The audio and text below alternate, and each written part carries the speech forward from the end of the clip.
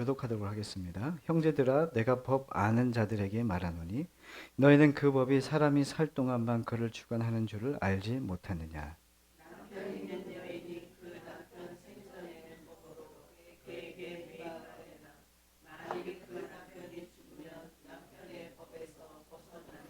그러므로 만일 그 남편 전생에 다른 남자에게 가면 음녀라. 그러나 만일 남편이 죽으면 그 법에서 자유롭게 되나니 다른 남자에게 갈지라도 음녀가 되지 아니하느니라.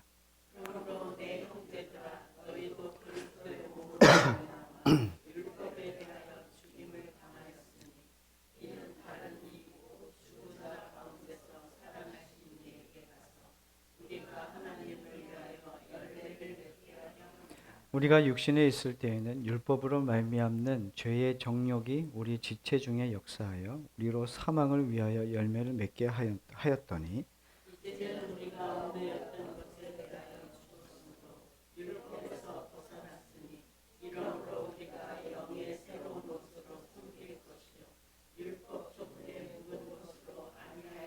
그런즉 우리가 무슨 말을 하리요? 율법이 죄냐? 그럴 수 없느니라. 율법으로 말미암지 않고는 내가 죄를 알지 못하였으니 곧 율법이 탐내지 말라 하지 아니하였더라면 내가 탐심을 알지 못하였으리라.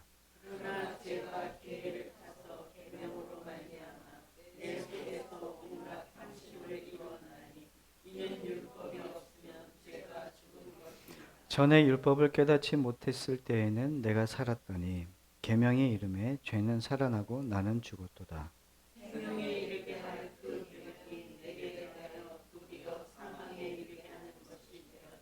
죄가 기회를 타서 계명으로 말미암아 나를 속이고 그것으로 나를 죽였는지라.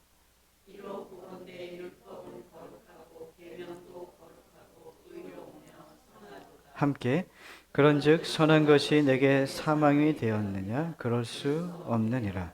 오직 죄가 죄로 드러나기 위하여 선한 그것으로 말미암아 나를 죽게 만들었으니 이는 계명으로 말미암아 죄로 심히 죄 되게 하려 함이라. 아멘.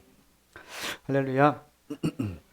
오늘 말씀은 영의 새로운 것으로라고 하는 주제로 말씀을 전하도록 하겠습니다. 로마서에서 중요한 내용을 뽑으라면 그 6장부터 8장까지가 매우 중요하다고 생각할 수 있겠습니다. 특히 우리가 지난 6장 1절에서 또 6장 15절 이 두 구절의 질문이 핵심적인 역할을 하고 있는데 제가 읽어볼게요. 6장 1절입니다. 그런즉 우리가 무슨 말을 하리요? 은혜를 더하게 하려고 죄에 거하겠느냐? 15절 그런즉 어찌하리요? 우리가 법 아래에 있지 아니하고 은혜 아래 있으니 죄를 지으리요? 그럴 수 없느니라. 당시에 어떤 질문이 있었냐면 사람들이 은혜를 강조하다 보니까 어떤 이야기를 하냐면 은혜를 더하게 하려면 죄를 지어야겠네요 라고 하는 그 질문들이 생겼고 자, 법 아래 있지 않고 은혜 안에 있으니까 죄를 지어도 되겠구나 라고 하는 사람들의 신앙의 질문들이 생겼다는 것이죠. 이 질문의 답은 성경은 그럴 수 없느니라 이렇게 이야기하고 있습니다. 오늘 본문이 7장도 이에 대한 질문의 답을 우리에게 하고 있는데 더 원론적이고 근본적인 차원의 답을 제시하고 있습니다. 자, 법 아래에 있지 않고 은혜 아래 살아가는 우리들의 삶이 하나님의 말씀을 더 간절히 지키려고 하고 그 영광을 위해 더 갈망하게 하며 살기를 원하는 것은 어떤 원리에서 그렇게 되는 것인지를 7장이 그것을 설명해 주고 있다는 것이죠. 오늘 그 말씀을 우리가 함께 찾아보며 알아가는 시간이 될 것 같습니다. 자, 1절부터 3절의 핵심 내용이 뭐냐면 율법에서의 자유에 관한 문제를 언급하면서 죄의 이 법의 유효성을 말하고 있는데 예를 들어서 이렇게 얘기하는 거죠. 남편과 아내가 결혼을 하고 살다가 남편이 죽으면 아내는 남편에게서 더 이상 매이지 않고 자유로운 삶을 살 수 있다라고 하는 것이 오늘 1절부터 3절까지의 내용입니다. 법의 영향력은 사람이 살 동안만 유효하다는 것을 이야기하고 있습니다. 남편이 죽으면 다른 남자에게 가서 그와 함께 가정을 꾸려도 간음하는 것이 아니라는 것을 오늘 1절에서 3절까지가 이야기하고 있는 것이죠. 자, 우리 4절 말씀을 함께 읽겠습니다. 시작.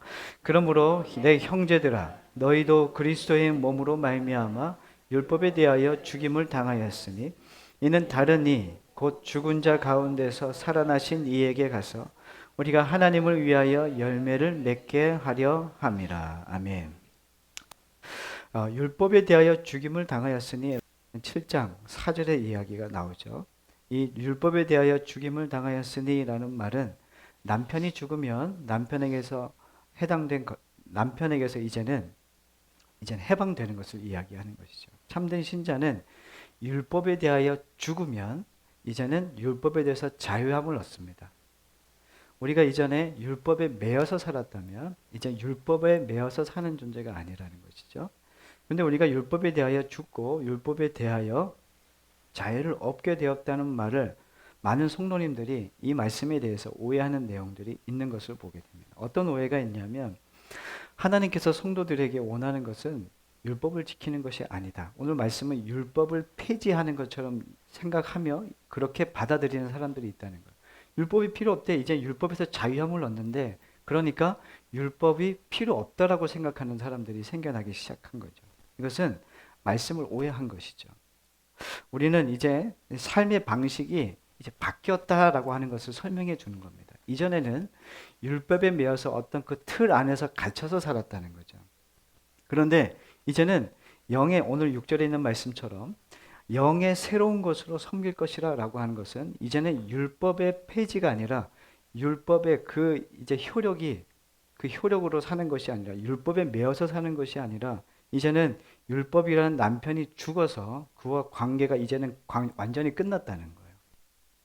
율법의 관계는 끝났고 새로운 남편 뭐라고요? 예수 그리스도 그분으로 말미암아 그분을 나의 삶의 주인으로 남편으로 맞아들여 그리스도와 함께 살아가는 것 이것이 은혜의 법이라고 하는 것을 성경이 이야기하고 있는 것입니다. 자, 그래서 4절 말씀을 읽을 때 우리는 이제 율법에 대하여 죽었고 율법을 지키며 살지 않아도 된다는 생각을 지금 버리셔야 됩니다. 이런 얘기가 아니라는 얘기죠. 내가 율법에 대하여 죽었다는 것은 율법을 이제는 폐기하는 것이 아니라 율법을 이제 어떻게 지켜나가야 되는 것인지에 대해서 더 정확하게 설명해 주고자 하는 것을 말씀해 주고 있습니다. 우리는 이제 하나님과 연합하여 아름다운 열매를 맺도록 지음을 받았습니다. 주님을 새로운 남편으로 맞이한 사람들은 율법의 체계 안에 살지 않습니다. 율법은 어떤 역할을 하냐면 계속 뭔가를 하라, 하지 말라라고 하는 말씀들이 많단 말이죠. 그랬더니 말씀을 지키면 뭔가 잘한 것 같고 지키지 못하면 뭔가 내가 잘못한 것 같은 마음이 든다. 율법이 제시하는 그 율법 안에 살았을 땐 그랬단 말입니다. 그런데 이제는 말씀은 지금 그걸 얘기하는 게 아니죠. 이제 그것은 끝났다. 남편이 죽었으면 율법이 폐지되었으면 이제 완전히 끝난 거예요. 그에 반응하는 모든 것들은 이제 자유함을 얻게 된 거예요. 그러면 이제 어떤 법 안에 살아가는 것인가? 어떤 삶 안에서 우리가 이 신앙생활을 하게 되는 것인가에 대해서 지금 설명해 주고 있는 것이죠. 우리는 이런 생각을 많이 합니다. 내 의지로 말씀을 지킬 수 있다. 내 의지로 무엇인가 싸움을 해서 지켜낼 수 있다는 생각을 많이 합니다. 율법은 마치 자기의 어떤 의지와 자신의 자신감, 자신의 노력을 강조하는 내용들이 많이 포함되어 있다는 것을 알게 되죠. 그런데 그것이 우리를 지키게 하는 것이 아니라는 것을 성경은 설명하고 있는 겁니다. 그래서 이제 그리스도와 함께 누리는 기쁨, 이제 옛 삶은 죽고 이제는 내 안에 새로운 생명이신 예수 그리스도가 오셔서 이제는 주님을 따라가는데 율법을 지키는데 이제는 어떤 마음이냐면 내가 벌을 받을 거나 내가 어떤 주님을 말씀을 지키지 않으면 하나님이 나를 때리시거나 나에게 아픔을 줄 거라서 주님을 섬기는 게 아니라 이제는 자원하는 마음으로 주님을 기쁨으로 주님 앞에 나아가고 그 안에서 열매를 맺게 하는 힘으로 부름받은 존재가 누구냐면 우리라는 것입니다. 주님은 우리를 강제로 이끄셔서 하나님이 열매 맺게 하시지 않습니다. 강제로 할 수 없는 분입니다. 강제로 하지 않으시는 분입니다. 하나님 우리의 어떤 삶, 우리를 어떻게 이끄시기 원하시냐면 하나님은 오랫동안 우리를 기다리세요. 기다리고 기다리셔서. 그러니까 하나님의 방법이 있는데 우리를 복되게 하시고 하나님의 사람으로 빚으시는 방법이 뭐냐면 우리를 행위로 주님 앞에 나가는 존재가 아니라 속을 바꾸셔서 삶이 바꾸게 하시는 말씀으로 또 그렇게 우리를 인도해 주시길 원하시는 거죠. 주님의 방법은 뭐냐면 우리의 속을 바꾸시는 거예요. 우리의 속 사람을 바꾸셔서 우리 안에 아름다운 열매를 맺게 하시는 삶으로 살게 하시기를 원하십니다. 근데 율법은 어떻게 했냐면 내 율법을 잘 지켰냐 못 지켰냐 이 표면적인 것으로 평가를 하게 한다는 것이죠. 근데 이제 그것은 이제 끝났다는 것이죠. 자, 6절 말씀을 함께 읽겠습니다. 로마서 7장 6절 말씀 함께 시작. 이제는 우리가 얽매였던 것에 대하여 죽었으므로 율법에서 벗어났으니 이러므로 우리가 영의 새로운 것으로 섬길 것이요 율법 조문의 묵은 것으로 아니할 것이니라. 아멘. 자, 6절 말씀 끝에 보면 이런 말씀이 있죠. 율법 조문의 묵은 것으로 아니할 것이라. 이제 율법 조문의 묵은 것으로는 하나님을 섬기지 않겠다라고 하는 거예요. 이제 우리는 율법의 시스템을 우리의 동력으로 삼는 존재가 아니라는 겁니다. 율법의 그 틀 안에 갇혀진 인생이 아니라는 것이죠. 율법, 즉 하나님의 말씀은 그 자체로 선한 것입니다. 율법은 우리에게 폐기할 수 없는 버려도 되는 것이 아닙니다. 그러나 율법 안에 갇혀서 그것 자체가 선한 것이 아니라는 것을 얘기해 주고 있는 겁니다. 율법이 하나님의 말씀을 지킬 수 있는 동력이 아니라는 것입니다. 이해를 못 같은 느낌이 율법이 내가 하나님의 말씀을 지키게 하는 동력이 아니라는 겁니다. 자, 우리 5절 말씀 한 번 더 읽을게요. 계속 우리가 육신에 있을 때에는 율법으로 말미암는 죄의 정욕이 우리 지체 중에 역사하여 우리로 사망을 위하여 열매를 맺게 하였더니. 아멘. 자, 여기 보니까 육신에 있을 때라고 되어 있습니다. 5절 말씀 이 육신에 있을 때라고 하는 이 육신이라는 단어의 특징이 뭐냐면 우리가 옛사람, 그러니까 내가 선악과를 따먹은 이 본능에 인간의 그 죄로 가득한 본성을 이야기하는 거예요. 다시 말하면 거듭나지 못한 상태를 구원받기 이전의 모습을 육신에 속하였다라고 하는 단어로 지금 말씀하고 있는 것입니다. 로마서 8장 7절 9절 말씀에 이 육신에 대하여 잘 설명해 주고 있는데 우리 7절 말씀만 로마서 8장 7절 말씀을 함께 읽어보도록 하겠습니다. 시작. 육신 생각은 하나님과 원수가 되나니 이는 하나님의 법에 굴복하지 아니할 뿐 아니라 할 수도 없음이라. 아멘. 육신의 상태는 하나님의 말씀을 지키지 못하는 상태에 있을 뿐만이 아니라 하나님의 법에 복종할 수도 없고 복종하려고 하지도 않는다는 거죠. 육신의 상태, 거듭나지 않은 상태는 내가 하나님의 말씀을 지키지 못할 뿐 아니라 하나님의 법에 복종할 수도 없고 복종하려고 하지도 않는다는 거예요. 이게 우리 옛사람이에요. 거듭나지 않는 영, 거듭나지 않은 상태를 이야기합니다. 이게 그리스도 밖에 있는 상태를 이야기합니다. 육신의 상태에서 드러나는 적극적인 죄의 열매가 뭐냐면 자신을 스스로 책임지려고 합니다. 육신에 거하는 사람의 특징이 뭐냐면 계속해서 자신의 인생을, 자신 존재를 계속 자신이 책임지려고 합니다. 죄인된 인간들은 자기를 위해 다른 일을 두려워하지 않습니다. 자기 위에 어떤 사람을 두려고 하지 않습니다. 상호관계에 있지만은 자신의 위에 어떤 사람이 있는 것을 싫어하죠. 그래서 육신에 있는 사람의 특징은 누구의 지시를 받는 것을 거절합니다. 우리는 하나님의 말씀, 하나님의 인도함을 받아야 되는 그리스도인이 하나님의 자녀로 부름받았는데 육신의 생각은 육신은 계속해서 하나님의 통치를 거부합니다. 하나님의 말씀이 나를 장악하고 나를 이끌어가는 것을 거부한다는 거죠. 그래서 어떤 반응이 나오냐면 내가 내 인생을 책임지겠다는 거죠. 종교 행위는 하겠는데 내가 하나님 앞에 예배는 하겠는데 내가 봉사는 하고 헌신은 하겠는데 내 인생을 맡기는 건 아니라는 거죠. 왜요? 행위는 할 수 있어요. 그런데 내 인생 이 속에 나의 속사람, 나의 전 존재를 주님께 맡겨드려야지 하나님 앞에 거듭난 생명인데 그것은 하기 쉽지 않다는 거죠. 왜요? 육신은 그렇습니다. 육신에 거하는 사람은 계속해서 자신을 자신이 책임지려고 합니다. 하나님이 우리를 인도해 주실 때 거절하죠. 그러면서 이렇게 얘기합니다. 나 하나님 안 믿어. 난 내 주먹 믿어. 이렇게 얘기해요. 나는 내가 가진 돈을 믿지 하나님 믿지 않아. 하나님이 셉니까? 돈이 셉니까? 돈이라고 얘기 안 할 겁니다. 분명. 그렇죠? 하나님이라고 얘기할 텐데 우리는 분명 삶을 살아가다 보면 돈이 힘이 있다고 느끼죠. 이게 육신의 생각입니다. 육신에 관한 사람은 돈이 명예가 권력이 힘이라고 생각하는 거예요. 우리나라에 이루어지고 있는 정치계를 보십시오. 여기 힘입니다. 이런 시대 가운데 우리가 살아가고 있어요. 이 시대를 여러분들 아주 정확히 잘 보십시오. 무엇이 옳다 그르다 하지 마시고 하나님께서 이 나라를 어떻게 다스리시고 계신지를 보시되 인간의 죄악이 얼마나 크게 다르는지를 보십시오. 그리고 기도하십시오. 하나님 이 땅을 주님의 나라가 되기를 기도하십시오. 근데 그 시작은 어디서 시작되냐면 내가 하나님의 사람으로 부름받고 거듭난 생명으로 주님을 알아가고 주님과 함께 동행하면서 주님의 계명을 지키는 겁니다. 근데 그 계명을 지킴이 율법에 갇혀서 두려움으로 공포심으로 주님을 섬기는 게 아니라는 것을 알게 될 것입니다. 하나님이 우리를 바꾸시면은 하나님의 거듭난 생명으로 살게 되면은 이제는 어떤 틀에 갇혀서 주님을 섬기는 삶을 이제 그만둡니다. 돈의 힘, 세상의 권력, 이것이 나를 지키지 않는다는 것을 알게 돼요.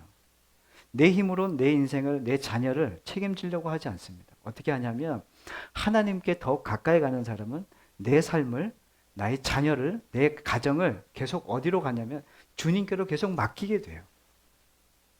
내가 충분히 할 수 있음에도 불구하고 하나님께 계속 맡겨요. 내가 능력이 없어서가 아닙니다. 왜요? 하나님이 나보다 지혜로웠다는 것이기 때문에.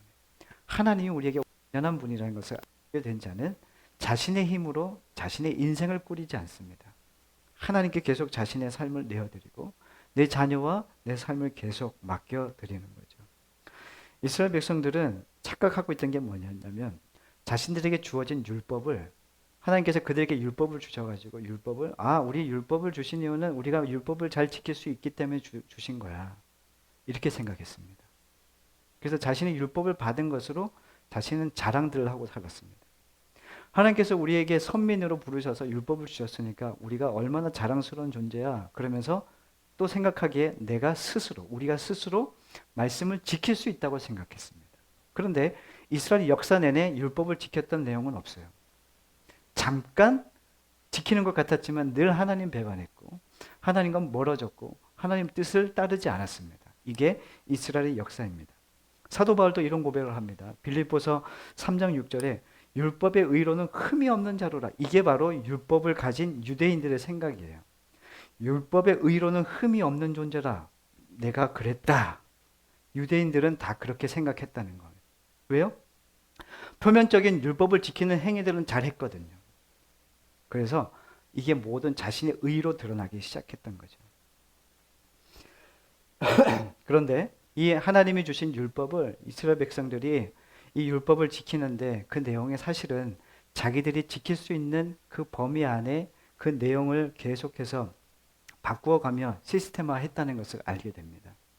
주님이 중요하게 생각하시는 건 뭐냐면 하나님이 주신 율법을 그들이 원하고 그들이 지킬 만한 시스템으로 만들어서 지키라는 내용이 아니었거든요.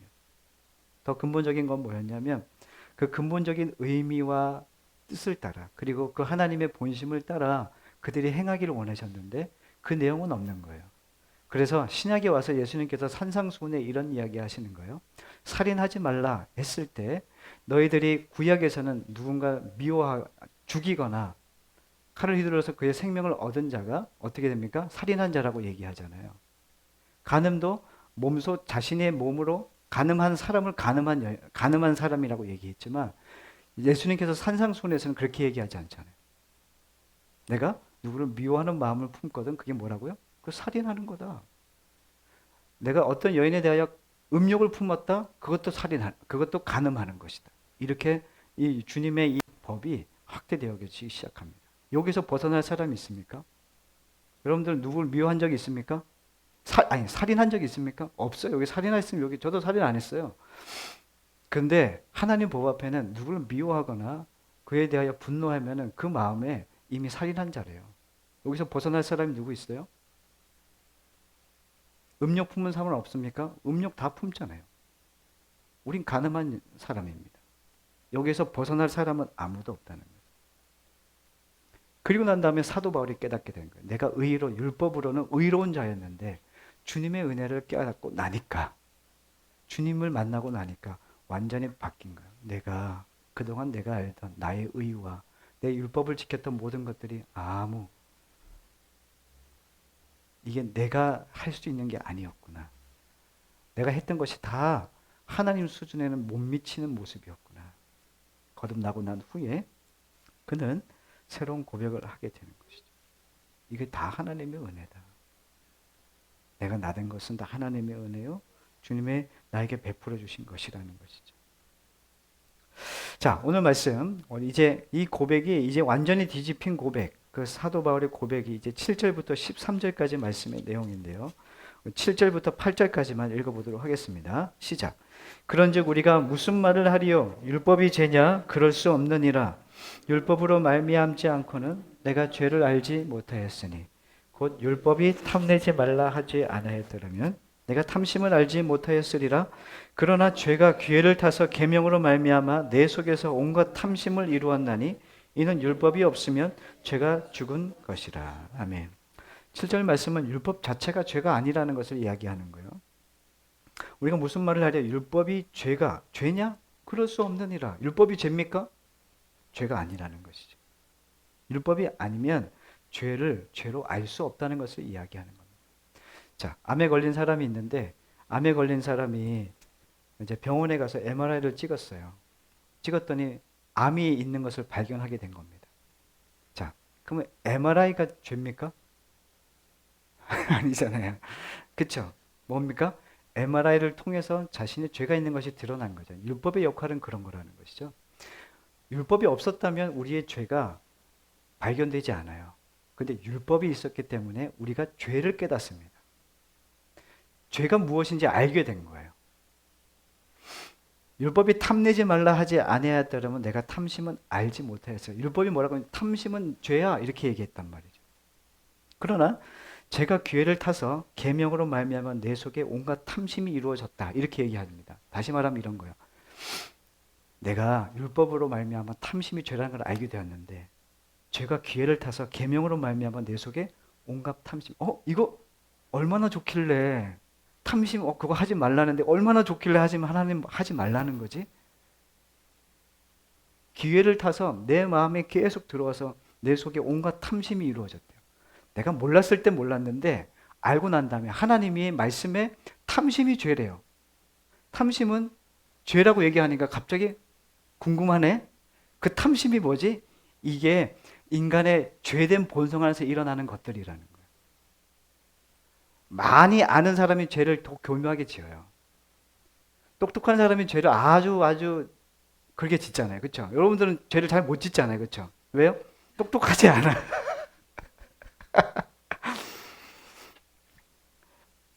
죄는 우리 어떤 행동의 결과라고 단정 지으면 안 돼요. 죄는 어디에 있냐면 여기 있는 거예요. 외부에서 죄가 오는 게 아니라 우리 안에 죄가 늘 있어요. 그래서 환경과 조성이 조건만 완성되잖아요. 그러면 언제든지 죄는 드러나요. 저 밖에 나온 앵두나무 있잖아요. 앵두나무가 그 1년 넘게 동안 죽었네, 샀네, 사고사님 버릴까 이거 어떻게 할까, 잘라 버릴까 막 이랬잖아요. 그렇죠? 권사님 안 그랬나요? 죽었다 막 이랬는데 이제 어떻게 해요? 뭐 잎이 나잖아요. 이제 내년에는 아마 열매가 열릴 거예요. 죽은 것 같았는데 조성되고 뭔가 조건이 맞아지니까 어떻게 돼요? 잎이 납니다. 이제 열매가 열릴 거예요. 죄도 그런 거예요. 지금 죄가 드러나지 않는다고 죄가 아닌 게 아니에요. 우리 안에는 늘 죄가 있는 거예요. 죄인은 그래요. 난 죄 안 지었는데 오늘 죄 안 지었는데요. 안심할 수 없어요. 죄는 우리 안에 있습니다. 그래서 주님께서 어떻게 얘기하시냐면 우리의 속을 바꿔야 된다고 얘기하시는 거예요. 우리의 속 사람을 완전히 바꾸셔서 새롭게. 이게 주님이 하시는 방법이라는 거죠. 요즘에 성교육에 대해서 요즘에 성교육이 되게 빨리 시작되잖아요. 여러분들은 성교육에 대해서 어떻게 생각하는지 모르겠지만 저는 성교육을 거의 받아본 적이 없고 중학교 아주 막 2, 3학년 때 받았던 걸로 생각이 되는데 요즘 성교육이 되게 빨라졌어요. 근데 이 성교육이 가장 너무 빨라지다 보니까 어떤 일이 벌어지냐면 관심이 없는 애들도 참 많았는데 괜히 막 성교육을 해버리니까 아이들이 뭐야? 와, 새롭다. 이러면서 호기심을 갖기 시작하는 거예요. 우리는 예방하려고 뭔가를 시도했는데 이게 자연스럽게 진행되지 않고 뭔가 어때요? 뭐 어떤 교육이라는 차원에서 갑자기 너무 빨리 진행되다 보니까 그렇지 않은 아이들까지도 갑자기 휩쓸려 버리게 되는 거예요. 그래서 이 범죄의 이 성적인 범죄가 더 낮아졌어요. 그리고 더 빨라졌습니다. 여러분들 어떻게 생각하는지 모르겠지만 제가 보는 모습입니다. 인간의 삐뚤어진 본성은 죄인된 본성은 그렇습니다. 뭔가 예방하고 싶어서 시작된 것이지만 인간의 탐심과 인간의 욕심은 죄인된 본성은 그렇게 해서 하나님께서 주신 모든 것들을 가지고 자신의 이익과 자신의 만족을 위해서 사용해 버리죠. 탐심이라는 것은 뭐냐면 더 소유하고 싶은 마음이 아니라 자신의 현실에 만족하지 못하는 마음에서 뿜어져 나오는 자기 연민, 불평, 시기, 투덜대는 것. 이게 뭐냐면 탐의 변형된 형태입니다. 내게 주신 것을 뭐 하는 거예요? 만족하지 못하는 거예요. 내가 하나님이 주신 모든 것들이 나에게 만족스러워야 돼요. 내가 때로는 비천하고 풍부에 처할 때도 있어요. 그러나 이 모든 것이 누가 주신 거예요? 하나님이 주신 거면 만족하고 자족해야 되는데 어때요? 좀 불평이 생기고 원망이 생기고 내 안에 투덜댕이 생기고 시기가 납니다. 또 자기를 연민해요. 이게 뭡니까? 이게 탐심에서 비롯된 죄의 결과들입니다. 죄에 대한 개념이 주어지니 죄가 더 들끓었다는 걸 성경에 이야기하고 있습니다. 9절 말씀입니다. 전에 율법을 깨닫지 못했을 때에는 내가 살았더니 계명이 이름에 죄는 살아나고 나는 죽었도다. 이게 뭔 얘기냐면 율법을 깨닫지 못할 때는 거듭나기 전을 얘기하는 거고 계명의 이름에 거듭난 후를 이야기하는 거예요. 그런데 거듭나기 전에는 내가 살았어요. 거듭나기 전에 내가 살았단 말이에요. 내 힘으로 살았단 말이에요. 그런데 계명의 이름에 죄는 살아나고 나는 어떻게 됐대요? 나는 죽었습니다. 내가 거듭난 자로 산다는 것은 뭐냐면 내 의지가 내 힘으로 살지 않아요. 자신의 탐심도 자신이 컨트롤할 수 없다는 걸 알게 돼요. 이게 주님이 우리 안에서 오셔서 우리가 율법 안에 또 하나님의 은혜 안에 살아가면서 우리가 깨닫게 되는 거예요. 힘으로 안 되네? 이전엔 내 힘으로 된다고 생각했어요. 나 얼마든지 참을 수 있어. 나 얼마든지 조절할 수 있어. 나 얼마든지 술 끊을 수 있고 얼마든지 담배 끊을 수 있고 나 얼마든지 나 그런 거 다 끊을 수 있어. 그런데 어때요? 내 힘으로 안 돼요. 그걸 뭐 하냐면 인정할 수 있는 게 뭐냐면 거듭난 자가 하나님 우리 안에 주시는 은혜로 말미암아 가능한 거예요. 참 인정 안 해요. 너 죄인이지? 죄인 인정 안 해요, 사람들은. 여러분들 죄인인 것을 인정하십니까? 이거 보십시오. 함사는밖에 안 해요. 죄인입니까? 그러면 아멘 그래야 되는데 죄인이라 그러면 아멘 안 해요. 왜 그렇습니까? 본인들은 의롭다고 생각하는 거예요. 다시 한번 물어봅니다. 여러분들은 죄인입니까? 네. 우린 죄인입니다. 우리에게 털끝만큼도 자랑할 게 있다 없다? 없다. 자, 누가복음 18장에 부자 관원, 이 부자 청년이 등장합니다. 그의 질문이 뭐냐면 이렇게 얘기하죠. 주님, 무엇을 해야 영생을 얻습니까? 이런 질문이었습니다. 이 사람은 이 부자 청년은 자기 의를 뽐내고 싶었던 거예요. 자랑하고 싶었던 거예요. 주님, 나 주님 주신 계명 다 지켰어요. 그래서 예수님께서 뭐라고 얘기하십니까? 야, 너 재산 다 팔아가지고 가난한 사람에게 나눠줘. 이렇게 얘기합니다. 자, 그 질문을 받고 부자는 어떻게 했습니까? 그는 돈이 많으므로 부자는 큰 부자이므로 말씀을 듣고 심히 근심하더라. 근심하고 돌아온 게 아니고 근심하고 그 사람부터 이 부자 청년은 사라집니다. 성경에서. 자기 수준으로 율법을 내려놓고 그것을 지켰다. 자부하고 살았던 사람입니다. 내가 율법을 다 지켰습니다. 자랑하며 살았다는 거예요. 그런데 가장 근본적인 말씀으로 주님께서 얘기하세요. 너 하나님 사랑하니? 너 이웃 사랑해라. 너 거 팔아서 나누어줘. 그랬더니 어떻게 해요? 사라졌습니다.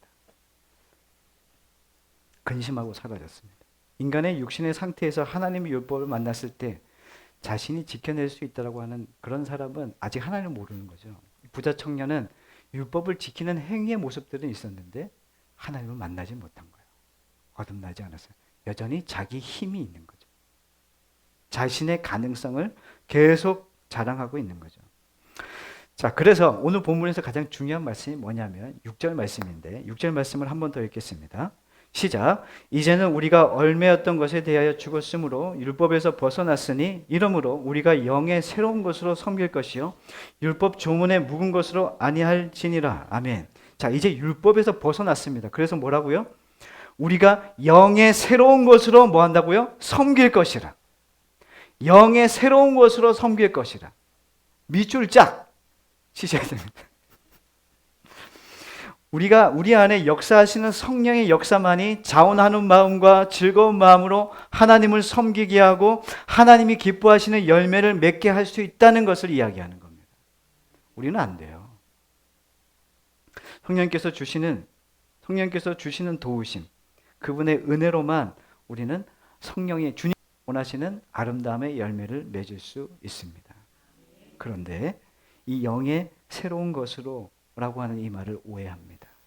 영의 새로운 것, 아 그래, 초월적인 어떤 그 경험을 계속 요구하는 사람이 있어요. 이 영의 새로운 것이라고 그러니까 직통계시 아세요? 직통계시? 하나님 나라에서 아주 신령하게 주님께서 바로 직통. 그래서 눈만 감으면 막 길이 막 보여. 막 예언이 막 돼. 있어요. 분명히 있어요. 영의 새로운 것이라고 얘기하니까 자기에게 어떤 초월적인 어떤 능력을 입는다고 생각하시는 분들이에요. 그거 아닙니다. 전혀 아닙니다. 또 이런 말씀이, 또 이런 사람들이 오해하시는 부분이 있는데, 율법이 이제 더 이상 필요 없는 것으로 이해하는 사람들이 있어요. 이제 영의 새로운 것으로 더 하시니까 율법이 필요 없어. 뭐 율법이 뭘 지켜? 주님께서 나에게 이제 새로운 것으로. 이렇게 여기는 사람들이 있었다는 거죠. 근데 이 영의 새로운 것으로 라고 하는 표현이 하나님을 섬기게 한다는 것은 뭐냐면 성령으로 말미암아 우리가 하나님의 말씀을 지키고 하나님의 율법을 따르기를 소망하고, 근데 그게 어떻다고요? 자원하는 마음으로, 기뻐하는 마음으로 하나님의 이끌림을 받아 아름다운 열매를 맺게 되어진다는 것을 말씀해 주고 있는 것이죠. 성령이 우리 안에 오시면 그분께서 우리를 인도해 주세요. 분명히 아름다운 열매를 맺게 하신다고요. 그래서 영의 새로운 것으로 주님을 섬기게 하신다는 거예요. 기독교를 의지와 또 결단력으로 해석하는 사람들이 있는데 기독교는 그런 종교가 아닙니다. 의지, 결단이 아니에요. 영의 새로운 것으로 라고 하는 표현은 인간의 의지력이 아니라 성령의 역사가 우리를 깨닫게 하고 그분이 우리를 인도하고 그분이 우리를 살게 하고 그분의 인도하심 속에 우리가 말씀을 지켜나가는 삶을 살게 하시는 이가 주체가 누구라고요? 주님이시요. 성령이시라는 것을 말씀하고 있는 것입니다. 근데 여전히 교회 안에 자기 의를 드리는 사람들이 많아요. 이 자기 의를 버리지 못해요. 자기 그 안에 계속 갇혀져 있습니다. 하나님께서 주신 이 새 계명, 새로운 영으로 주님을 따라야 되는데 계속 뭐 하냐면 자기 의가 드러나요. 하나님 주신 거룩, 하나님의 의를 어떻게 하냐면 자랑하기 시작한다고요. 거룩은 자랑할 게 아니에요. 하나님 주신 이 의는 자랑할 게 아니란 말이에요. 그런데 어떻게 사람들은 이 종교적인 행위 안에서도 어떻게 자신을 포장하냐면은 나는 말이지 하루에 기도를 5시간 안 하면 잠이 안 와. 나는 5시간은 기도해야 잠이 와. 혼자 그러는 게 아니고 어떻게 하는 거예요? 네, 얘기하는 거죠. 몇 시간 기도? 난 5시간 기도 안 하면 잠이 안 와. 집사님 그렇게 해서 안 돼. 뭐 이렇게 얘기하는 거죠. 나는 하루에 성경을 50장, 100장 안 읽으면, 100장 정도 안 읽으면 입에 가시가 나.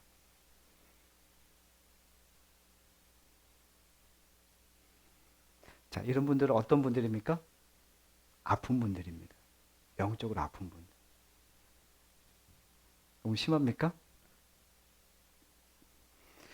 이게 뭐냐면 자기 의를 드러내는 거예요. 이런 분들의 특징이 뭐냐면 꼭 혼자 이걸 가지고 있지 않아요. 꼭 뭐 합니까? 얘기해요. 사군사님, 저는 말이죠. 성경을 하루에 100장 안 읽으면은 잠이 안 와요. 목사님 들으면 어때요? 저런 목사님. 그렇죠? 신학교 어떤 목사님이 오셨는데 신학생을 딱 앉혀놓고 설교하면서 이런 얘기하는 거예요. 자, 여러분들 낙타 무릎이 되십시오. 뭐 하란 얘기예요? 기도하란 얘기죠. 기도하라. 그래서 자기는 아침에 새벽기도 탁 나와서 탁 기도하다가 철야 쫙 하고 집에 안 가고 여기 강단에서 이불 깔고 잠자다가 일어나가지고 새벽에 또 하루를 또 시작하고. 멋있죠? 그러면 안 돼요. 목사는 집에 가야 돼요. 그러면 어떤 결과가 나타납니까? 가정이 깨집니다. 다들 아멘 안 하고 이러시는데. 근데 이 본심이 뭐냐면, 이 목사님이 이런 얘기를 하시는 본심이 뭐냐면, 나는 뭐 한다고요? 기도한다. 이거 얘기하는. 이해되셨어요? 지금 이 얘기가 뭐냐면, 인간들의 죄성은 종교적인 행위를 가지고도 자기를 드러내고, 자기의 죄를 계속 자신을 극대화시키는 거예요. 나는 아무것도 아닙니다. 겸손하게 하는 게 아니라 계속. 우리 생활에 이런 오해들도 많습니다. 제사 음식은 먹어야 됩니까? 말아야 됩니까? 두 번째, 주의 종에게 대들면 벌 받는다. 이런 얘기 많이 들어보셨죠? 대들면 안 됩니다, 저에게. 이런 오해들이 있어요. 자, 세 번째, 11조를 띄어 먹으면 주님께서 10의 몇 배를 가져가실 거야. 그래서 11조를 해야 돼. 이런 오해들. 자, 명확하게 이제 답을 드릴게요. 제가 제사 음식은 먹어도 되냐 말아야 되냐 제가 답을 드리겠습니다. 많이 먹으면 살찝니다. 많이 먹으면 살찌고 적게 먹어야 살을 안 찝니다. 이게 답이고요. 주의 종에게 대들면 벌 받습니까? 안 됐습니까? 야, 이거에 대한 답은 뭐냐면 목사가 기분이 나빠요. 목사에게 대들면 벌 받는 게 아니라 목사가 기분이 나쁘다고요. 됐죠? 자, 11조를 띄어 먹으면 10의 몇 배를 하나님이 가져가신다. 아닙니다. 11조를 띄어 먹으면 그 달 여러분들은 풍족하게 삶을 살 수 있습니다.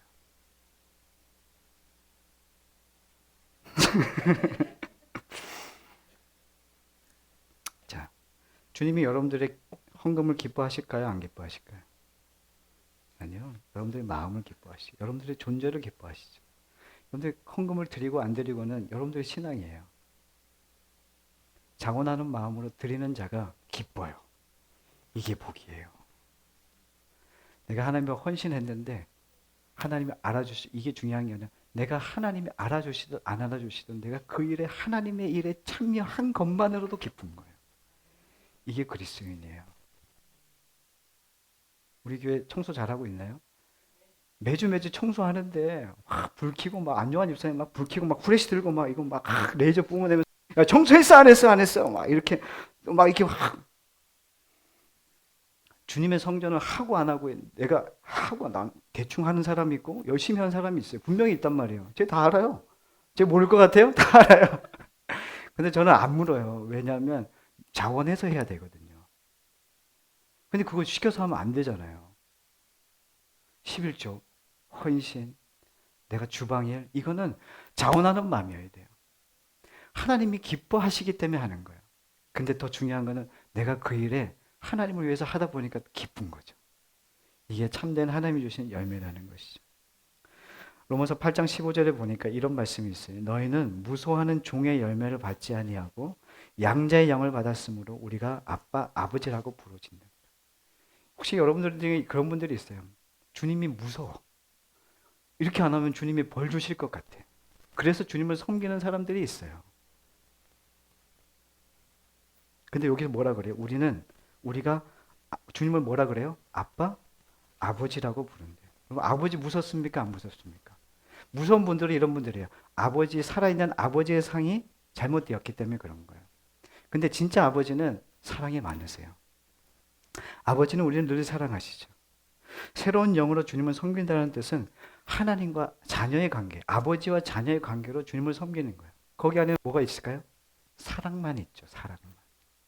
제가 어버이날을 맞이해서 어버이날이니까 저는 기대하는 바가 있을 거 아니에요. 누구한테요? 저희 딸한테. 그래서 며칠 전부터 이제 막 뻐꾸기를 날렸죠. 야, 어버이날이다. 너 어린이날 뭐 받고 싶니? 근데 어버이날도 있다? 뭐 이렇게 계속 이렇게 하는 거죠. 그래서 막 되는 거예요. 근데 이제 아이가 기억을 못 한 거예요. 5월 8일을 지난 거예요. 속상합니까? 안 속상합니까? 막 속상한데. 꾹 누르면서, 그렇지만, 그래. 그래도 아빠 너를 사랑하지. 네가 아빠에게 선물 안 줘도 엄마에게 뭐 편지 한 장 안 써도 그래, 괜찮다. 그랬더니 애가 좀 뭔가 깨달았나 봐요. 근데 그 다음날, 9일날 학교를 마치고 이제 선물꾸러미 이렇게 만들어가지고 뭔가 아주 뿌듯한, 아주 막 자신감과 뭐 모든 것을 가진 듯한 탁 내밀면서 엄마 아빠에게 탁 내밀면서 선물해요 이렇게 탁 주는 거죠. 이 얼굴에는 이미 뭐 다 했어 그냥 뭐 집을 사준 것 같은 표정이에요. 근데 중요한 건 뭐냐면 탁 주고 난 다음에 탁 열어봤더니 그 슈퍼에서 파는 그런 뭐 사탕, 초콜릿 근데 개수가 2개가 아니에요. 엄마 아빠에게 주는데 개수가 2개가 아니고 3개씩이에요. 왜 그럴까요? 그렇죠.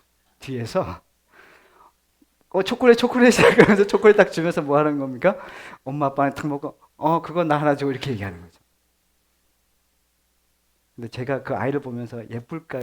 아니면 괘씸할까요? 예쁘죠.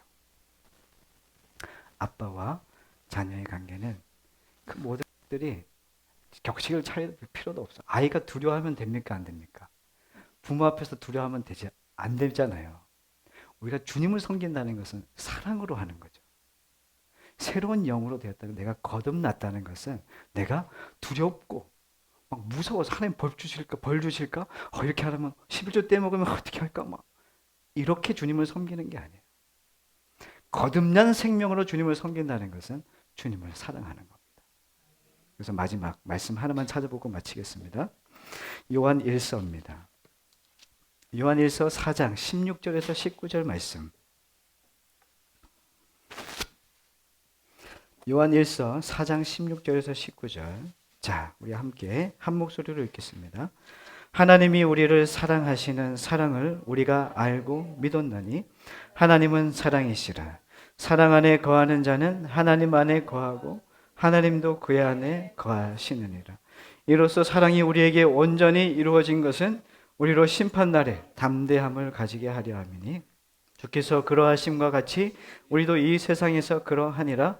사랑 안에 두려움이 없고 온전한 사랑이 두려움을 내쫓나니 두려움에는 형벌이 있음이라. 두려워하는 자는 사랑 안에서 온전히 이루지 못하였느니라. 우리가 사랑함은 그가 먼저 우리를 사랑하셨습니다. 아멘. 하나님은 사랑이십니다. 하나님의 자녀 안에 그 하나님의 사랑하면서 주님을 쫓아가십시오. 두렵고 공포심에 벌 주시면 어떻게 하나 이런 마음이 아니라 정말 하나님을 사랑함으로 자원하고 힘을 다하고 애써도 보고 그 안에 거하기를 열심을 내보는 그러한 믿음의 성도님들이 모두 되시기를 간절히 소망합니다.